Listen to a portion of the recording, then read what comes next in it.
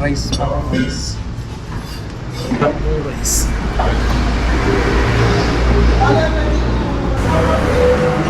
So, good morning everyone. Dito tayo ngayon sa Lipa, Batangas. So, may pupuntahan tayong ocular visit dito sa may Batangas. Tapos, naisipan namin kumain muna. And then, nakita namin tong bulantik, kung tawagin.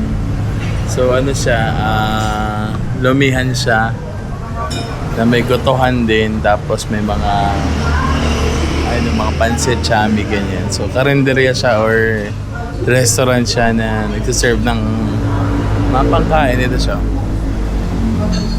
Tapos lulutuin nila sa harap ninyo yung pagkain.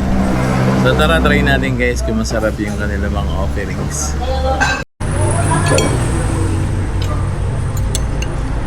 Yes. Sarap na itong sabaw. Sarap kung ano nila. Hindi, dito ko. Sarap tayo. Meron tayo dito guys. Malamang isi. Yun. Sarap yung boto. No? Malinam-nam. Pilit po. Ha?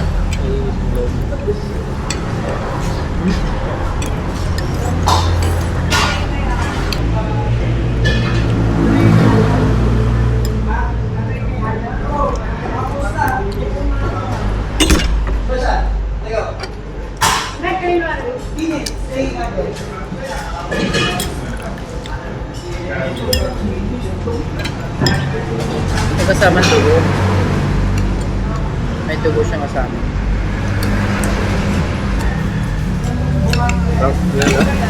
May tugo. Tugo?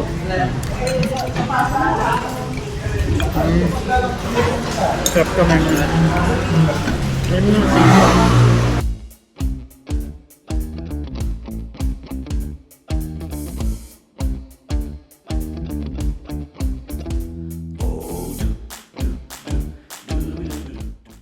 Basta tayo kumain. Sarap na in-order namin. So, kumain kami ng chami, lomi, at saka ng goto. Ayun. Solid lahat. Masarap. Sa akin nagandaan dito guys. Ang linis. Malinis sa lugar na to. Talan siya. Tapos dyan lulutuin yung pagkain. Tapos okay naman. Masarap lahat. Dayo ko dito sa may Bulantik. Dito yan sa may Lipa, Batangas. Guys, tapos na tayo kumain dito sa Bulantik. Dito yan sa may Lipa, Batangas.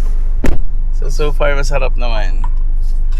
Next na pupunta kami dito, feeling ko ayain namin yung buong team para dito mag-lunch or kumain. Appreciate ko yung malinis na lugar. Tsaka malinis yung lasa niya. Ano masasabi niyo, malinis yung lugar na walang lansa, no? Walang ano. Tsaka highway lang din siya. Linis ng CR, linis lahat. Correct. Mabait pa yung Tubig, ang ano din ng tubig. Basta nasarapan ako. nalinisan ako. Pati yung Overall, sulit siya. Mura pa, ang dami naming ulam, naka 500 plus lang kami. Ano na yun ha? Tatlong rice na yun. Tapos tatlong meal. Actually, 4 na meal pa yun. May takeout pa yun. Yes. So yun guys, dayuin nyo to. Dito lang yan sa may Lipa. Kabaan ng main road to ng Lipa, no bro? Ayan, sige hanggang sa muli guys. Thank you so much.